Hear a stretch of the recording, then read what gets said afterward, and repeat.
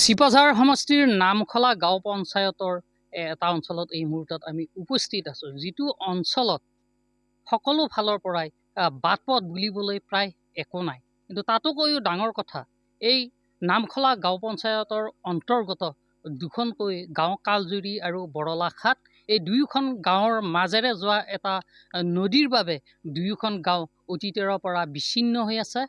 আৰু বিশেষকৈ সেই নদীটোত এখন দলঙৰ অভাৱ, যাৰ কাৰণে বছৰ বছৰ ধৰি জীয়াতু ভুগি আহিছে দুয়োখন গাঁৱৰ ৰাইজ। মই ইয়াৰ এক পৰিৱেশ দেখুৱাইছোঁ সহযোগীৰ জৰিয়তে। এইখন হ'ল এই নদীটোত থকা এখন দলং, এখন বাঁহৰ দলং। তেওঁলোকে বছৰে বছৰে এই বাঁহৰ দলংখনৰে কোনোমতে অহা যোৱা কৰে, তাকো ভাঙি ভাঙি যায়। খৰালি যেন তেন পাৰ হয়, কিন্তু বাৰিষা আহিলেই তেওঁলোকে যিটো কষ্ট ভোগে সেয়া অৱৰ্ণনীয়। যিহেতু এই নদীটোৱে এই দুয়োখন গাঁও বিচ্ছিন্ন কৰিছে, যাতায়াতৰ সকলো দিশতে জৰাজীৰ্ণ অৱস্থা। আৰু যিকোনো সময়তে ইয়াতে ছাত্ৰ ছাত্ৰীকে হওক, ৰোগীয়া লোককে হওক, ক'ৰবালৈ যাবলৈ হ'লে কি অৱস্থা ভোগে সেয়া বৰ্ণনাতীত। ইয়াতে ইয়াৰ দুয়োখন গাঁৱৰে ৰাইজ ইয়াতে উপস্থিত আছে। আমি পুনৰ কৈছোঁ, চিপাঝাৰ সমষ্টিৰ নামখলা গাঁও পঞ্চায়তৰ অধীনৰ এই দুখন গাঁও বৰলাখাট আৰু কালজুৰি। যিহেতু এখন নদীয়ে দুয়োখন গাঁওক এনেধৰণে অতীতৰ পৰা বিচ্ছিন্ন কৰি আহিছে, যাতায়াতৰ ক্ষেত্ৰত যিটো সমস্যা দেখা পাইছোঁ, কি ক'ব এইটো মানে কি ক'ম, আজি বহু দিনৰ মানে পূৰ্বৰ পৰা ইয়াতে কোনো ধৰণৰ নাই। কিন্তু এটা পুল এটা আছিলে, পুলটো মানে পানীৰ যিটো সোঁতটো বহুত যথেষ্ট, তাৰমানে সেই তাৰ বাবে পুলটো কালভাৰটো নদীয়ে সেই সোঁতে উটুৱাই লৈ গ'ল। উটুৱাই লৈ যোৱাৰ পিছত তাৰ পৰা কোনো ধৰণৰ ব্যৱস্থা নাই। আৰু ইয়াৰ কাৰণে বহুত ধৰণৰ আমি ব্যৱস্থা বহুত কোৱা হৈছে। কিন্তু আগতে এতিয়া ধৰ এইটো আমাৰ সমষ্টি আছিলে, কলাইগাঁও সমষ্টি আছিলে, এতিয়া চিপাঝাৰ সমষ্টি লৈ গুচি গৈছে। আমি জানো, ইয়াৰ জৰিয়তে আমি ডক্টৰ পৰমানন্দ ৰাজবংশী ডাঙৰীয়াক অনুৰোধ জনাব বিচাৰিম, তেওঁ এবাৰ আহক, আহি দলংখন চাওক।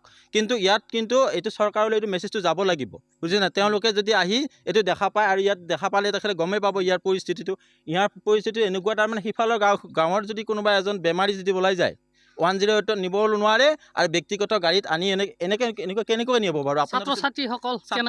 ছাত্ৰ ছাত্ৰীসকল তলেৰে নামি আহে। এতিয়া খৰালি কাল নে বাৰিষা কালত কিন্তু অকণমান স্কুল মানে যোৱাৰ অলপ প্ৰব্লেম হয়। পানী থাকিলে মানে স্কুলত অহা যোৱাটো বন্ধয়েই, বুজে? সেইফালৰ ল'ৰা ছোৱালীখিনি টোটেলি তাৰমানে হৈ গৈছে। পঢ়া শুনাৰ আগতে মানুহ মৃত্যু হৈছে, 3জন মানুহৰ মৃত্যু হৈছে, আৰু গৰুধন মৰিছে বাৰু। ইয়াতে দুটা নেকি গৰু পৰি ঢুকাইছে, কিন্তু আৰু মানে 3জন কি বুলি কয় মানুহ ঢুকাইছে ইয়াতে পৰি, দলঙৰ পৰা পৰি ঢুকাইছে, অকণমান বয়সস্থ। আৰু ইয়াতে যিহেতু পূৰ্বতে এই ঠাইখিনি কলাইগাঁও সমষ্টিৰ অন্তৰ্গত আছিল, আৰু সদ্যহতে সমষ্টি পুনৰ নিৰ্ধাৰণৰ জৰিয়তে চিপাঝাৰ সমষ্টিৰ অন্তৰ্ভুক্ত হৈছে দুয়োখন গাঁও। ইয়াতে মহিলাসকলো আছে, তেওঁলোকৰো মন্তব্য ল'ম। বাইদেউ, কি হৈছে আপোনালোকৰ, কি সুবিধা? কি হৈছে মানে আমাৰ দলংখনৰ কাৰণে আৰু অসুবিধাৰ কিমান সন্মুখীন হৈছোঁ সেইটো কথা আমি ক'বই নালাগে, দেখাই পাইছে আপোনালোকে। আমাৰ বিশেষকৈ তাৰমানে আমাৰ যিহেতু মহিলা মানুহ, সেইকাৰণে ল'ৰা ছোৱালীকেইটা অলপ ভাল কৰিব বিচাৰোঁ। গতিকে ল'ৰা ছোৱালীকেইটাই যদি আমাৰ স্কুল যাব নোৱাৰে, তেনেহ'লে আকৌ আমি কি কৰিম, নহয় জানো? পঢ়া শুনাটোৱে মেইন। সেইকাৰণে ভাবিছোঁ আমাৰ এই দলংখন অলপমান চৰকাৰে ভাল কৰি দিয়ে, বা আমাৰ ফালে চাই, অলপ কিবা দৃষ্টি চাই। আৰু তাৰোপৰি আমাৰ দলংখনৰ কাৰণে আমাৰ গাঁৱৰ ৰাইজে ইমানেই কষ্ট কৰিছে, প্ৰত্যেক 6 মাহৰ মূৰে মূৰে 3ডাল 4ডাল বাঁহ দিব লগা হয়। প্ৰত্যেকে তেনেকৈ, কিছুমানে বাঁহ বেছিহে খায়। তেনেদৰে ইমান বাঁহ প্ৰদান কৰি বা দান দি যদি আমি দলঙেই বনাই থাকিব লাগে, তেতিয়াহ'লে আৰু চৰকাৰে আমাৰ ফালে কি কৰিব? সেইকাৰণে দেখিছোঁ দুয়োখন গাঁৱৰ ভিতৰৰ বাট পথসমূহৰ অৱস্থা নাই একেবাৰে। বাট পথৰ আৰু বাৰিষাটো ক'বই নালাগে। এতিয়া খৰালি বুলিহে আপোনালোক আমাৰ ইয়ালৈ আহিব পাৰিছে, আমাক চাব পাৰিছে। এই বাৰিষা আমি মেখেলা দাঙি যাব লাগে, কি ক'ব আৰু, উপায় নাই। নিশ্চয় এনেদৰে তেওঁলোকৰ অসুবিধাৰ কথা ব্যক্ত কৰিছে, আৰু তেওঁলোকে অনুৰোধ জনাইছে।